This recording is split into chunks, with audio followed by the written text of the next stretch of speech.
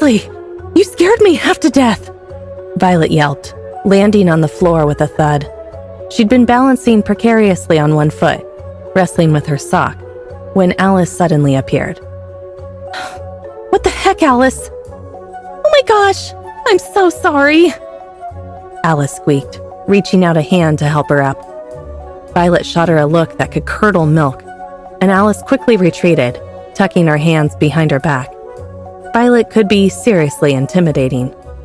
Seeing the fear in Alice's eyes, Violet sighed and softened her expression. Alice reminded her of a stray cat she'd taken in once. A scrawny little thing that looked like it might keel over any second. Violet hadn't had much herself back then, but she shared what little food she had. Sometimes even skipping meals so the cat could eat. The cat, which she named Stray, had become attached to her, and they had developed a close bond, meeting every day at their usual spot. Then, one day, Stray vanished. The sick feeling in Violet's gut lasted for days as she searched everywhere, terrified that something awful had happened. She was consumed with regret, wishing she'd taken Stray in properly, even if it meant Nancy blowing a gasket. Their trailer was already cramped, and an animal would have been chaos. Plus, Nancy despised animals. Nothing, not even the cutest puppy, could melt her icy heart. Violet knew life had been tough on Nancy, leaving no room for love, not even a harmless little creature. 2 weeks later, the truth came out. Stray wasn't a stray at all.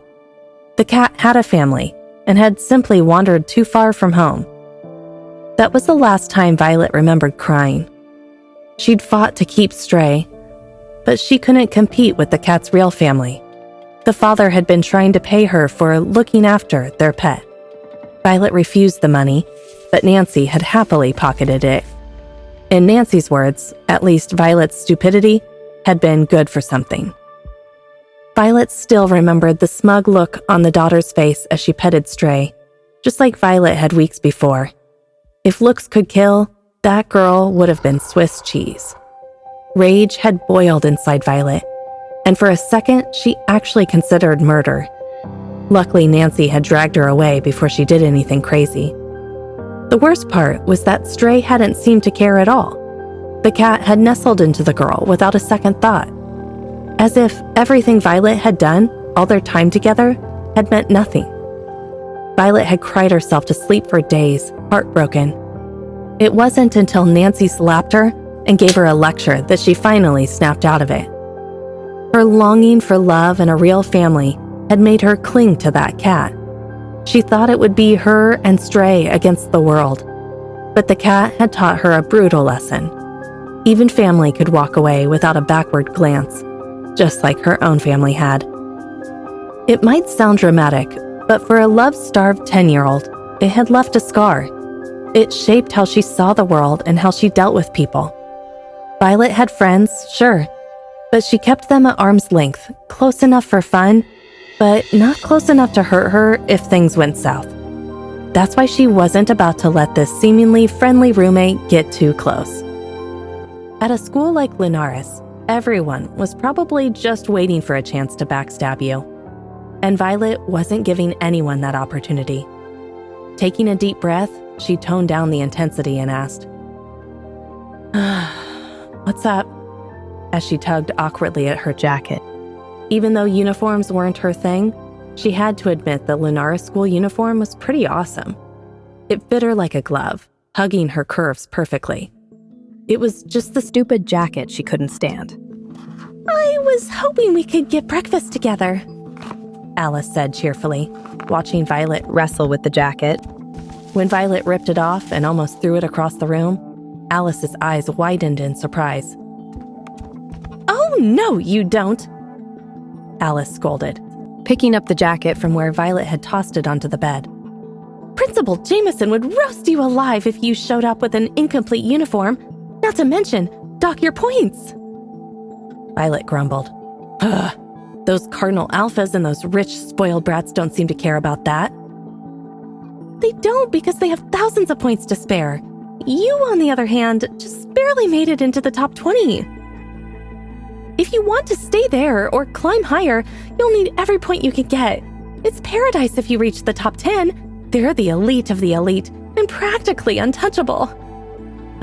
I don't care about their stupid ranking, Violet snapped. Well, I do, Alice said shamelessly. If you make it to the top, then I'll be your sidekick, picking up whatever scraps you toss my way. Alice, I already told you Violet's words were cut off as Alice yanked the jacket tighter, making her choke. Oops, sorry, Alice said with a goofy grin, though the apology felt fake. You were saying? Violet didn't answer, not when Alice still had control over the jacket and could practically strangle her if she said the wrong thing. Apparently, the Cardinal Alphas weren't the only psychos this school was hiding. Not that she was naming names. Once satisfied with her work, Alice smoothed her hands over the jacket and asked in a deceptively sweet voice, Tell me, Violet, do you want to just chill here in peace? The words were on the tip of Violet's tongue, but the shock from earlier kept her silent. She only managed a stiff nod. Then you need this school's currency, power. With enough of it, you'll be left alone to do whatever you want. Or maybe I'll just lie low and be left alone, Violet thought sarcastically. Do you understand? Alice's voice was sugary, but with a sharp edge. Yes, Violet managed to squeak. Good. Alice clapped her hands, her cheerful demeanor returning so fast it nearly gave Violet whiplash. Come on, then. Alice looped her arm through Violet's. Let's grab some breakfast. And without waiting for a reply, she dragged Violet along. Violet could only follow, her heart pounding in her chest. It was clear now she'd have to sleep with one eye open if she wanted to survive in this room. One bad night, and someone might actually use a jacket to finish her off in her sleep. If Violet had thought Catherine was a walking encyclopedia, then Alice was the internet. She never stopped talking. Violet made a mental note to keep her secrets locked down tight, because who knew whom Alice might spill the beans to? Even though everything Alice said seemed to be useful information about Lunaris, Violet wasn't taking any chances. Just like her, everyone from West House was heading to the dining hall. And just like her first day, the other students were staring at her, making her skin crawl.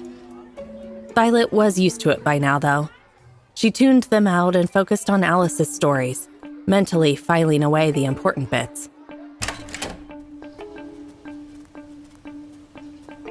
About Hazel Sterling. Alice changed the subject as they stepped outside, joining the flow of students.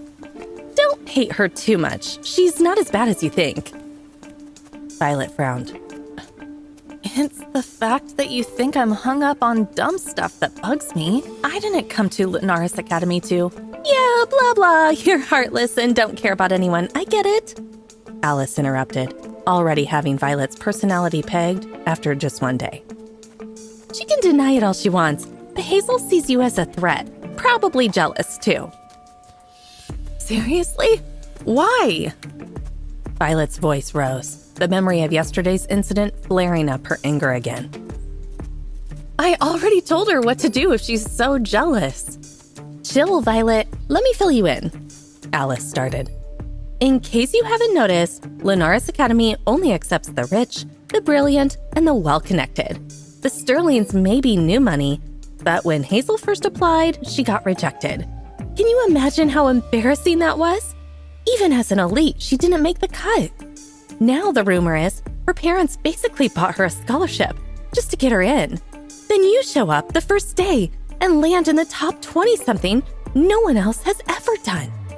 Hazel thinks she would have done even better than you, especially if she had that run-in with Griffin. Wow, I knew she liked getting choked by Griffin.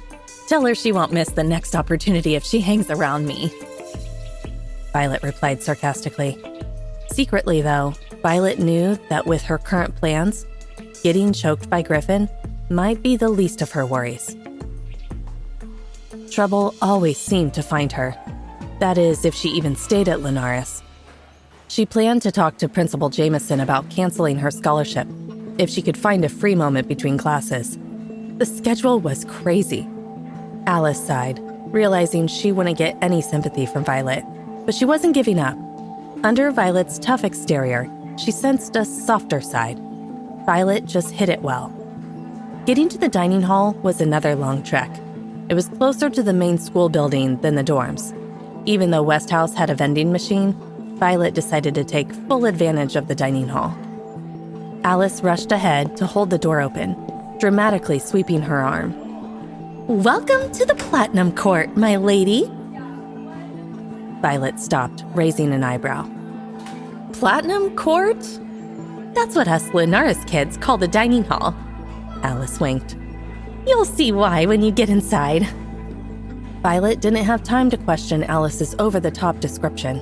There was already a line of students behind them, grumbling for them to move.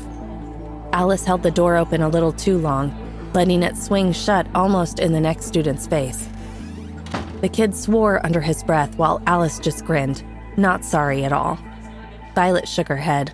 Alice could be such a goofball. But then she stepped inside and froze, taking in the dining hall. Okay, Alice hadn't been exaggerating about the Platinum Court. This place was seriously impressive. The Lunaris Academy cafeteria was huge and fancy, just like everything else at the school. Golden sunlight streamed through giant arched windows, lighting up the cream and gold walls. The marble floor was so shiny it looked like a mirror, reflecting the chandeliers sparkling overhead. The whole place felt super luxurious. But that's where the nice part ended.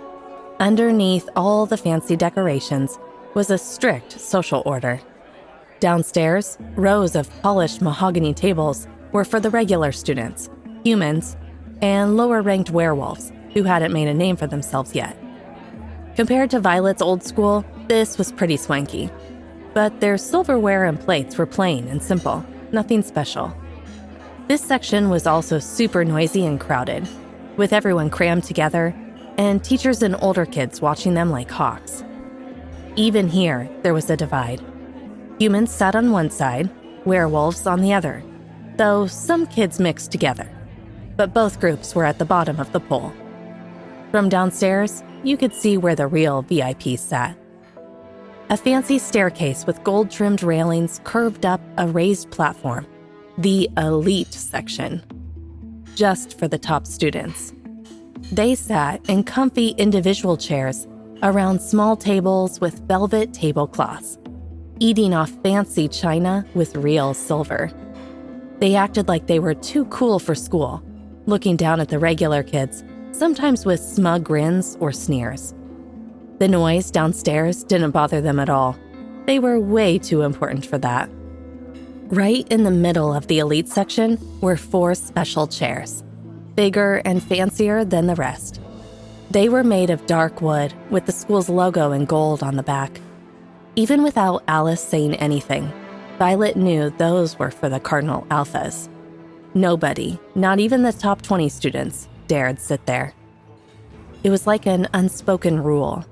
Those chairs were a symbol of who ran the school, and everyone looked at them with a mix of awe, fear, and respect. Violet had been impressed at first, but now she was frowning. A place meant for eating had become a way to show off who was better than who. Every time you looked up or down, you were reminded of who had power and who didn't. The whole thing felt suffocating. This place was a social minefield. Violet watched the scene unfold in the cafeteria, a knot forming in her stomach. Everyone was so obsessed with status and power. While some kids might think she was lucky to have scored so high in the rankings, seeing this whole setup made her realize it was more like a curse. Being at the top didn't feel like a win. It felt like a trap. Absolute power corrupts, and Violet knew that if she kept playing this game, it was only a matter of time before she became just another cog in the Lunaris Academy machine, just as bad as everyone else. Hey amazing viewers, it's Voilette here. Thanks for sticking with us. By the time of the release of this video, only 7.3% of our viewers have joined the party by subscribing, and 92.7% of you might miss out on our next mind-blowing video. So what are you waiting for? Hit that subscribe button and join the exclusive club.